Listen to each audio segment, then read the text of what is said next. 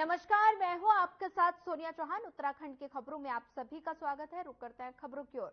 देहरादून में कांग्रेस प्रदेश उपाध्यक्ष सूर्यकांत धस्माना ने प्रेस कॉन्फ्रेंस की और इस मौके पर उन्होंने राज्य में वनाग्नि की बढ़ती घटनाओं को लेकर सरकार को घेरा।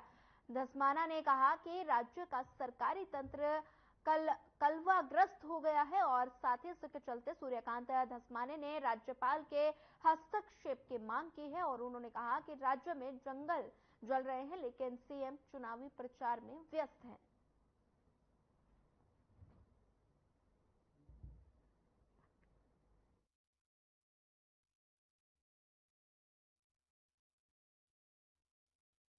प्रेस कॉन्फ्रेंस की और साथ ही सूर्य धस्माना के सरकार पर गंभीर आरोप। कांग्रेस प्रदेश उपाध्यक्ष ने की प्रेस कॉन्फ्रेंस और इस दौरान सूर्यकांत धस्माना ने सरकार पर कई आरोप लगाए हैं। जंगल जल रहे हैं, सीएम प्रचार में जुटे हैं, उन्होंने ये आरोप लगाया और साथ ही कांग्रेस प्रदेश उपाध्यक्ष ने प्रेस कॉन्फ्रेंस की है।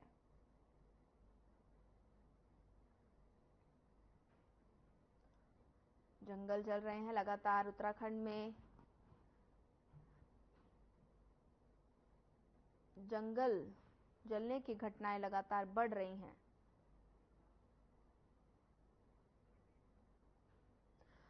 प्रदेश में लगातार जंगलों में आग लगने की घटना लगातार बढ़ रही है और ऐसे में एक और आग से करोड़ों की वन संपदा जलकर खाक हो गई, तो वहीं आग से अब लोगों की जान भी जा रही है। और बता दें कि आग के कारण अब तक प्रदेश में 5 लोगों की मौत हो गई और वहीं सबसे ज्यादा नुकसान कुमाऊं मंडल में हुआ।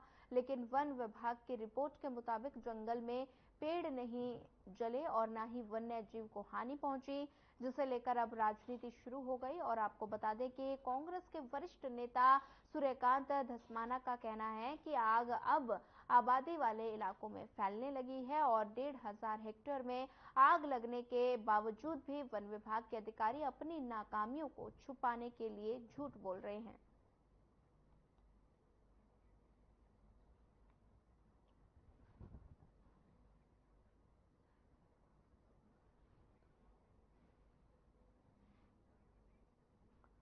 चलिए बढ़ते हैं अगली खबर की ओर। रुड़की के पौष कॉलोनी, बता दें कि एरिगेशन में रहने वाले लोगों द्वारा रास्ता खोले जाने के बाद स्थानीय लोगों ने इसका विरोध किया और बीजेपी विधायक प्रदीप बत्रा और कांग्रेस के वरिष्ठ नेता सचिन गुप्ता साथ में मौके पर मौजूद रहे और खोले गए रास्ते को बंद कराया गया। वहीं आपको बता दें इस क्षेत्र में कांग्रेस और बीजेपी दोनों पार्टी नेता रहते हैं और साथ ही एरिगेशन कॉलोनी के लोगों ने जादूगर रोड पर बनी कॉलोनी में रास्ता खोलना चाहा तो दोनों ही नेताओं ने विरोध कर इस रास्ते को वापस बंद कर दिया।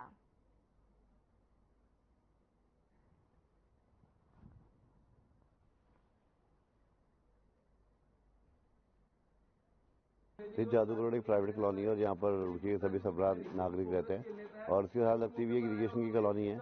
तो इरीगेशन में कुछ रह रहे लोग, मैं समझता हूँ कि उन्होंने रातों रात जो है बीच की दीवार तोड़ के गली में रास्ते निकालने की कोशिश करी और जो ड्रेनेज है हमारा यहाँ जादूगर रोड का और इरीगेशन का, उसके नाले को पाटने की कोशिश करी है।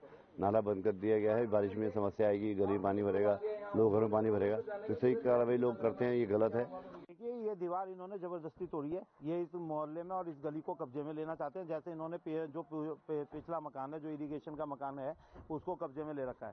पहली बात तो ये इरिगेशन डिपार्टमेंट किस बिहाफ पे, कौन से सरकारी तंत्र पे इनको अलॉटमेंट दे रहा है बाहर के लोगों को लाके, और वो क्यों सरकारी संपत्तियों को कब्जाने का काम कर रहा है। मैं डबल इंजन की सरकार से जरूर जानना चाहूंगा, जो यहाँ पे कहते हैं जीरो टॉलरेंस की सरकार है, वो सरकारी संपत्तियों को ऐसे लोगों को क्यों आवंटित कर दी है इरिगेशन की, जिससे जो है वो लोग कब्जा के और मोहल्ले वालों को डराने का काम कर रहे हैं।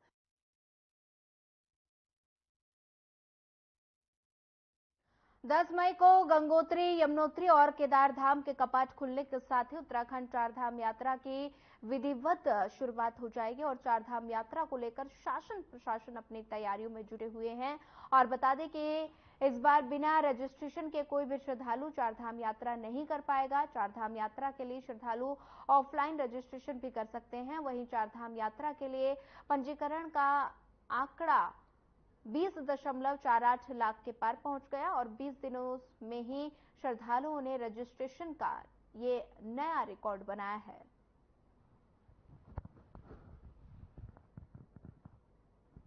दस मई को खुलेंगे कपाट। बता दें कि उत्तराखंड में 10 मई से चारधाम यात्रा की शुरुआत होने जा रही है और इसी को लेकर शासन प्रशासन पूरी तैयारी में जुटा है और साथ ही चारधाम यात्रा की तैयारी को लेकर तैयारियां तेज कर दी गई हैं यात्रा को लेकर और साथ ही 10 मई को कपाट खुलेंगे।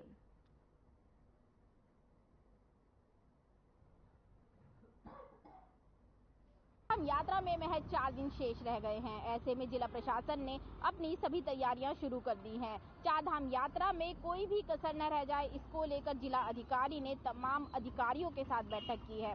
आपको बता दें कि हरिद्वार को चारधाम यात्रा का प्रवेश द्वार कहा जाता है। ऐसे में देश के कोने कोने से सभी श्रद्धालु सबसे पहले हरिद्वार पहुंचते हैं और हरिद्वार में आकर गंगा स्नान कर अपनी यात्रा की शुरुआत करते हैं। अब देखने वाली बात यह होगी कि प्रशासन के द्वारा की गई तैयारियों से श्रद्धालु कितने संतुष्ट होते हैं। अपनी सहयोगी के साथ मैं रश्मि कश्यप, आर्यन टीवी, हरिद्वार। देहरादून के इंद्रेश हॉस्पिटल की तरफ से समय समय पर ग्रामीणों क्षेत्रों में निःशुल्क कैंपों का आयोजन किया जाता है और इसी कड़ी में बता दें कि 599 कैंप का आयोजन मंगलोर के लीबरहेड़ी गांव में किया गया। वरिष्ठ समाज सेवी आदिल फरीदी ने बताया कि उनके नेतृत्व में अब तक करीब 200 कैंप लगाए जा चुके हैं। कैंप में सभी मरीजों का निःशुल्क चेकअप कर दवाई दी गई और साथ ही जिन मरीजों का ऑपरेशन होना है उनको अस्पताल प्रशासन अपने ही वाहनों से अस्पताल ले जाते हैं और फिर वापस छोड़ जाते हैं। और वहीं अस्पताल की ब्रांड एम्बेसडर डॉक्टर सुमित प्रजाति ने कहा कि उनके द्वारा लगाया गया ये 599वां कैंप है और आदिल फरीदी ने 200 कैंप लगाने में उनका सहयोग किया है।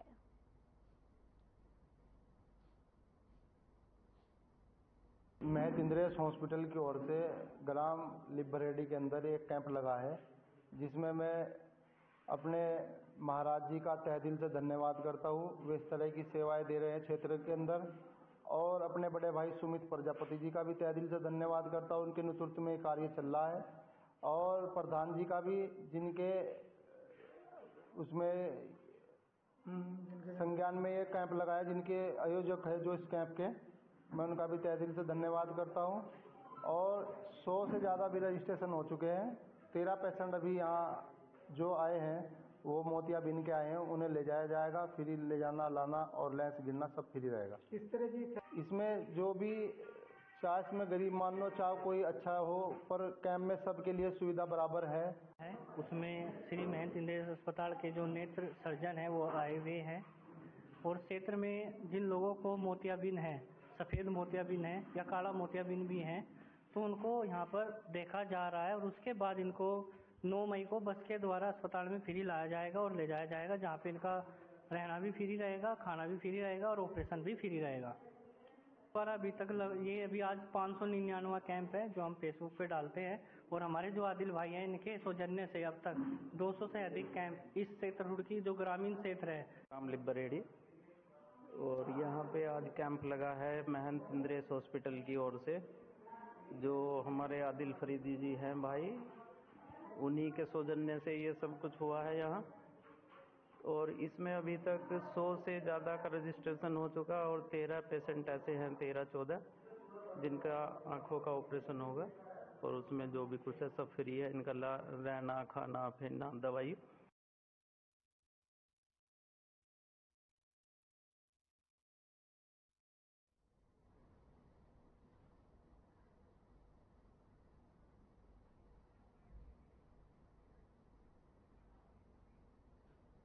प्रॉपर्टी डीलर और भूमाफियाओं द्वारा नाले को बंद करने के विरोध में महिला कांग्रेस ने डीएम को ज्ञापन सौंपा और इस दौरान महिला कांग्रेस ने प्रॉपर्टी डीलर और भूमाफियाओं पर आरोप लगाते हुए डीएम से कार्रवाई करने की मांग की। और बता दें कि कांग्रेस महानगर की महिला अध्यक्ष उर्मिला थापा का कहना है कि वार्ड नंबर 4 में प्रॉपर्टी डीलर और भूमाफियाओं द्वारा पुरानी दीवार को तोड़कर नाले को बंद कर नई दीवार को बनाने का प्रयास कर रहे हैं और इस संबंध में डीएम को ज्ञापन सौंपा जा रहा है ताकि नाले बच सके।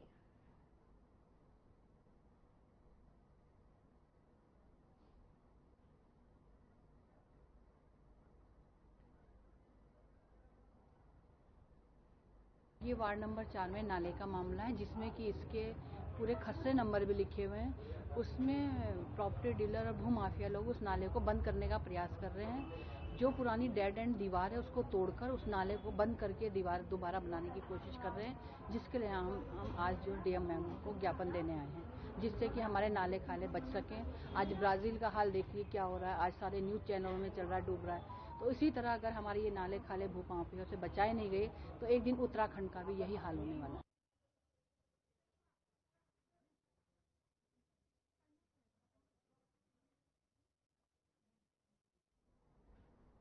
कांग्रेस ने नगर निगम चुनाव लड़ने के इच्छुक कार्यकर्ताओं से आवेदन लेने शुरू कर दिए हैं। महानगर अध्यक्ष जसविंदर सिंह गोगी ने बताया कि अभी तक लगभग 250 आवेदन आ चुके हैं। दरअसल प्रदेश में निकाय चुनाव की तैयारियां तेजी से चल रही हैं। कयास लगाए जा रहे हैं कि जल्द ही चुनाव हो सकते हैं और इसलिए इसी के चलते कांग्रेस ने भी तैयारी शुरू कर दी है। कांग्रेस भवन में पार्षद आवेदन के लिए लोगों का तांता लगा रहा है और सुबह से लेकर शाम तक निवर्तमान पार्षद, पूर्व पार्षद, अन्य कार्यकर्ताओं में चुनाव लड़ने के लिए उत्साह देखा गया। जसविंदर सिंह जोगी ने कहा कि सभी इच्छुक कार्यकर्ताओं को आपने बायोडाटा के साथ आवेदन करने के लिए कहा गया है और कार्यकर्ता सोमवार को भी दोपहर 12 बजे से 3 बजे तक आवेदन कर सकते हैं और इसके बाद आवेदनों की जांच होगी।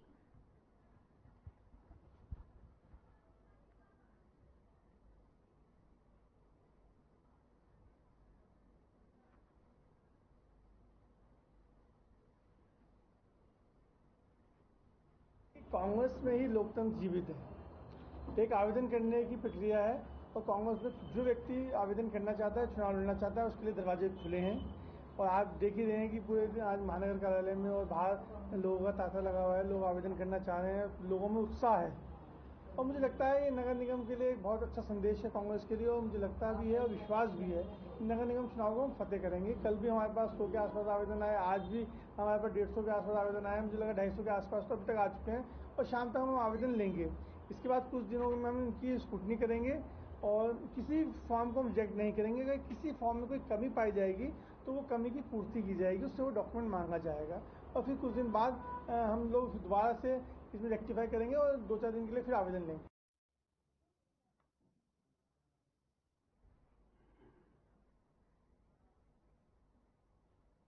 प्रदेश में बढ़ती वनाग्नि की घटनाओं पर यूकेडी से गढ़वाल लोकसभा प्रत्याशी आशुतोष नेगी ने चिंता व्यक्त की है। उन्होंने कहा कि बढ़ती गर्मी में प्रदेश में वनों में आग लगने की घटनाओं ने राष्ट्रीय आपदा जैसे हालात पैदा कर दिए हैं। उन्होंने आरोप लगाते हुए कहा कि एक तरफ प्रदेश में वनाग्नि से प्रदेश त्रस्त है और प्रदेश में शरारती तत्व तो आग लगा ही रहे हैं, लेकिन अपनी अपनी कमियों को छुपाने के लिए कुछ अधिकारी भी वनाग्नि को अपना सहारा बना रहे हैं। उन्होंने आरोप लगाया कि वनाग्नि की घटनाओं पर नियंत्रण की बजाय सरकार प्रदेश को मझधार पर छोड़ रही है।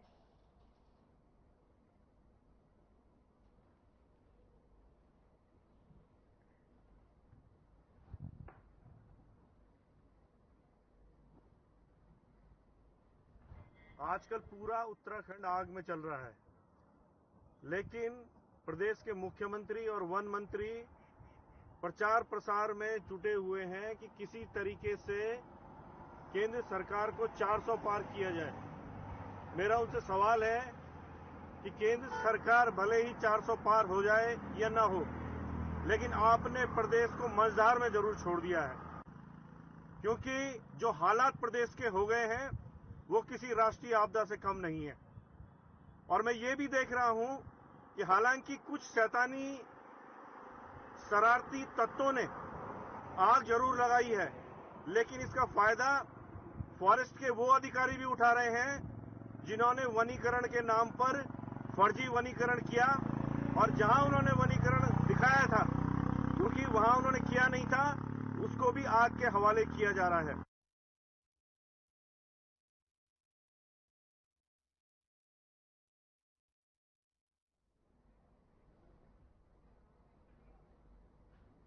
उत्तराखंड में आगामी दिनों में नगर निकाय के चुनाव प्रस्तावित हैं और इन चुनावों को लेकर राजनीतिक दल अपनी तैयारी में जुटे हुए हैं। महिला कांग्रेस की प्रदेश अध्यक्ष ज्योति रौतेला ने दावा किया कि निकाय चुनाव में महिला कांग्रेस के पदाधिकारियों को प्रत्याशी के तौर पर उतारने की पार्टी की प्राथमिकता रहेगी और साथ ही उन्होंने कहा कि पार्टी की ओर से सभी दावेदार में खास तौर पर महिलाओं को प्रोत्साहित किया जाएगा।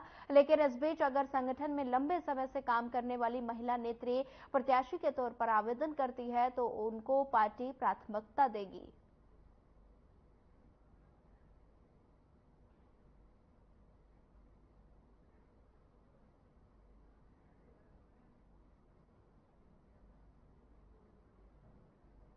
चुनाव की तैयारी तो जो भी हमारी महिलाएं हैं जो पार्षद का चुनाव लड़ना चाहती है, मेयर का चुनाव लड़ना चाहती है, हम लोगों ने सबसे बात करी है। अभी हमारी लिस्ट बन रही है कि जो महिलाएं प्रबल दावेदार हैं उन लोगों की लिस्टिंग की जा रही है, उन लोगों से बात की जा रही है और उसके बाद हम लोग उनकी लिस्ट को हमारे प्रदेश अध्यक्ष करण मैरे जी को, हमारे जो नेता प्रतिपक्ष हैं यशपाल आर्य जी को और दिल्ली में जो हमारे प्रभारी हैं उनको देंगे। और जो मेरी टीम की महिलाएं, महिला कांग्रेस में विशेष तौर पर जो लोग काम कर रहे हैं उनके साथ मेरा कर्तव्य है ये कि मैं उनके लिए बढ़ चढ़ कर टिकट मांगूं और उन लोगों को हम लोग पार्षद के रूप में, मेयर के रूप में इस प्रदेश में देखें। उसके लिए हम लोग दिन रात मेहनत कर रहे हैं, काम कर रहे हैं।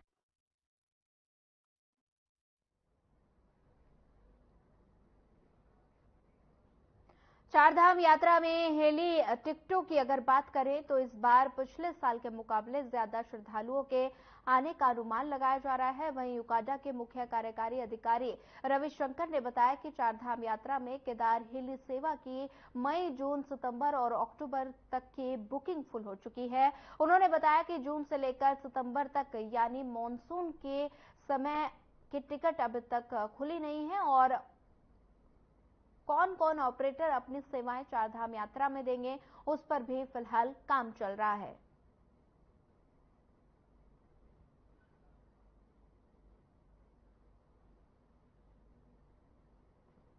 उनका जो है टिकट बुकिंग जिस दिन हमने खोला है उसी दिन जो है पूरा सेल ऑफ हो गया है और सितंबर अक्टूबर का भी हमने बुकिंग खोल दिया था, उसमें भी अधिकांश टिकट्स अभी बिक गया है। केवल जो मानसून पीरियड है, जो उस पीरियड का जो है जून 20 तारीख से लेकर के सितंबर 15 तारीख तक का पीरियड है, उसके लिए अभी हम लोगों ने टिकट्स खोला नहीं है। जैसे मैंने कहा था कि केवल 2 ऑपरेटर्स उस बीच में काम करेंगे। अभी कौन कौन सा ऑपरेटर काम करेंगे इस प्रकार का जो है एक विचार चल रहा है। उसका जैसे फाइनल हो जाएगा उसके बाद उसका भी बुकिंग जल्दी जो है खुल जाएगा। तो अदरवाइज जो है मैक्सिमम अक्टूबर तक का बुकिंग्स लगभग हो चुका है।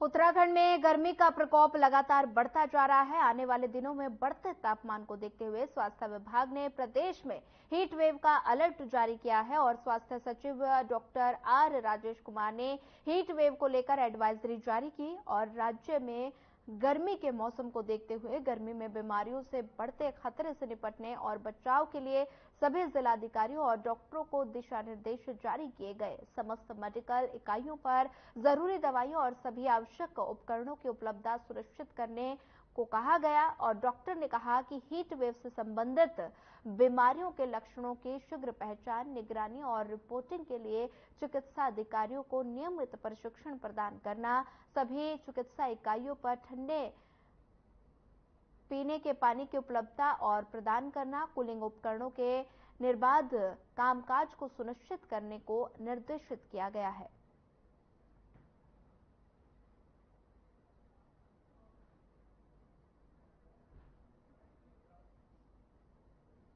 हम लोगों ने समस्त उनके सीएमओस और जितने भी हॉस्पिटल्स हैं उन सबको हमने दिशा निर्देश जारी किए हैं और इसमें हमने प्रमुखता से ये बात रखी है कि सभी हॉस्पिटल्स अपनी दवाइयों की व्यवस्था सुनिश्चित करें और पर्याप्त फ्लूइड्स की भी व्यवस्था सुनिश्चित करें और साथ साथ हीट वेव से संबंधित जो भी बीमारियां होती हैं उनकी पहचान, मॉनिटरिंग एवं रिपोर्टिंग के बारे में भी हमने हॉस्पिटल्स को अवगत कराया है और सभी चिकित्सा इकाइयों में हमने निर्देशित किया है कि ठंडे एवं स्वच्छ पानी की व्यवस्था सुनिश्चित करें।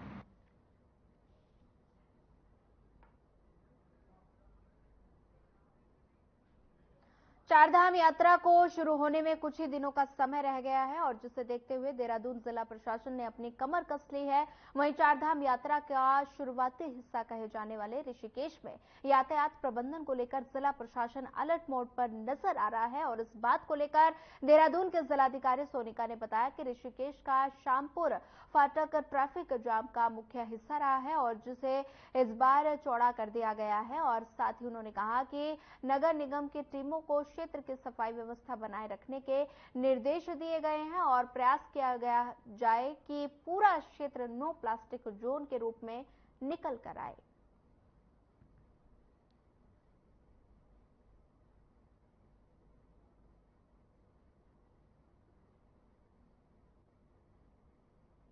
हमारे यहाँ पे मोस्टली जो ट्रांजिट ज्यादातर जो यात्री आते हैं वहीं से होके आगे चारधाम के लिए जाते हैं और जो मेन हमारा बॉटलनेक हमेशा से रहता है वो शामपुर फाटक रहा करता था। इस बार उसको चौड़ा कर दिया गया है तो कोशिश यही रहेगी कि जाम और जो लंबा जाम लगता है उसका ट्रैफिक इशू ना आए। और इसके अलावा हम लोगों ने अपनी जो नगर निगम की टीम है उनको कह रखा है कि एक तो सफाई व्यवस्था पूरी करके रखें और साथ ही साथ कोशिश करें कि मिनिमम नो प्लास्टिक जोन के रूप में हमारा जो एरिया है वो निकल के आए। और ये इंस्ट्रक्शंस नगर निगम को भी हैं और हमारे एसडीएम्स को भी हैं। इसके अलावा परिवहन से रिलेटेड, वाटर सप्लाई से रिलेटेड, हेल्थ से रिलेटेड सारे इंस्ट्रक्शंस हमारे सभी को जा चुके हैं और हम अच्छे से यात्रा कराने के लिए तैयार हैं।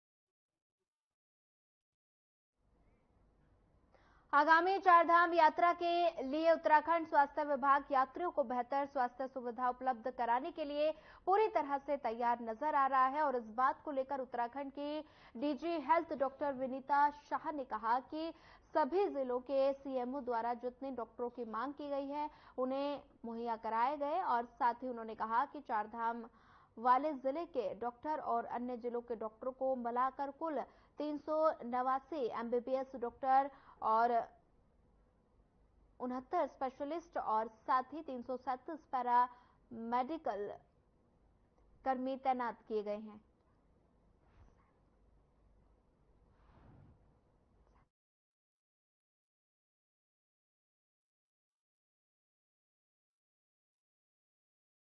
यात्रा के लिए पूरी तैयार है और हम सुखद सुरक्षित यात्रा का हमारा मंतव्य है और जितना भी जिले से सीएमओ द्वारा डिमांड की गई है डॉक्टर्स की वो हमने उनको प्रोवाइड कर दिए गए हैं।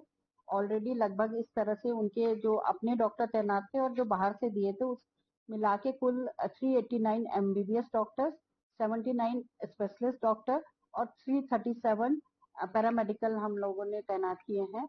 और ये सभी डॉक्टर्स को हमने और पैरामेडिकल्स को प्रशिक्षण दिया है कि हाई एल्टीट्यूड में क्या परेशानी होगी, मायोकार्डियल इंफेक्शन या कोई और इमरजेंसी को डील करने के लिए।